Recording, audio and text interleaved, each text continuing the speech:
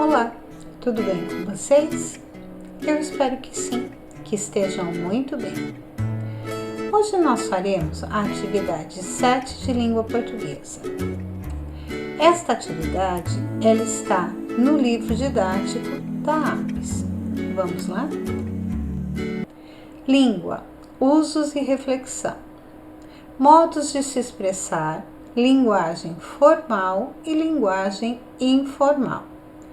A linguagem usada no dia a dia é mais informal. Empregamos algumas expressões que não usaríamos em momentos mais cerimoniosos, quando há mais formalidade.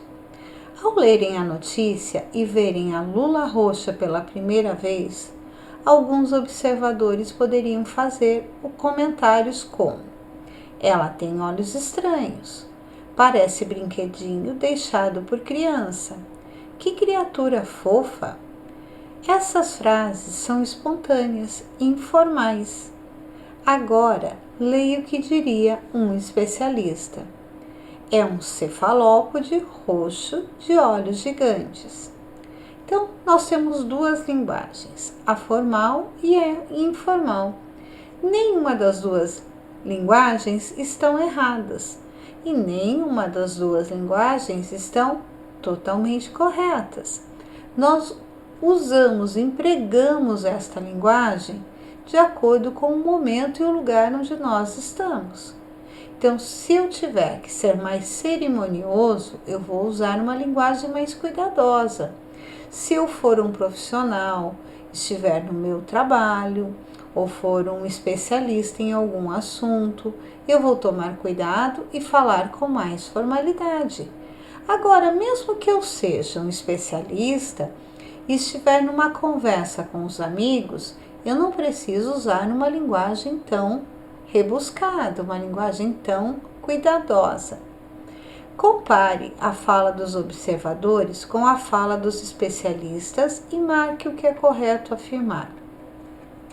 A fala dos observadores é errada?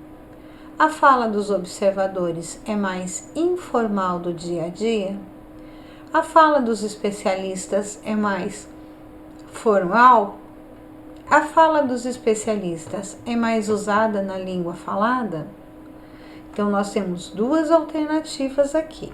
Leiam com atenção e façam um X nas duas alternativas. Pronomes demonstrativos. Nós vimos que pronomes são as palavras que podem ser usadas no lugar do nome. Então, os pronomes pessoais: eu, tu, ele, nós, vós, eles. Agora nós vamos ver os pronomes demonstrativos. Eles se referem a alguma coisa. Leia a tirinha e responda ao que se pede em seguida. Então, vocês vão ler com atenção a tirinha para depois responder. A que palavra este está se referindo? Além de acompanhar a palavra este, indica que o objeto está próximo do bocão ou longe do bocão. Leia a tirinha e faça as atividades. Então, vocês vão ler com atenção esta outra tirinha. O que provoca humor nessa tirinha? No primeiro quadro, a palavra esse se refere a quê? No segundo quadrinho, que palavra se refere à mesma coisa? Então, quais são os pronomes demonstrativos? Este, esta, esse, essa, isso e isto. E esses pronomes substituem a palavra. Então, na primeira tirinha, a palavra este se refere ao prêmio. E na segunda tirinha? Ao noticiário, né? Agora você leia e circule os pronomes demonstrativos. Então, vocês vão ler esse trecho do texto e circular os pronomes demonstrativos que vocês encontrarem. Hora de organizar o que estudamos. Leia juntos o esquema a seguir. Pronomes demonstrativos. Eles apontam, eles indicam lugar e substituem palavras. E quais são eles? Este, estes, esta, estas, isto, esse, esses, essas, essas, isso. Aquele, aqueles, aquela, aquelas e aquilo. Palavras em jogo. Um só som, várias letras. Então, nós já vimos bastante esse ano. O som do S, do C cedilha, do C e do SC. Vocês vão ler a atividade e circular as sílabas em que o som S aparece. Não importa se ele está com S, com C cedilha, com C ou com SC. Fazer a segunda atividade, ler o poema e responder as questões. Fazer a terceira atividade, principalmente ler em voz alta as palavras. Por quê? Para prestar atenção e ouvir os diferentes sons do S, ou os diferentes sons do C.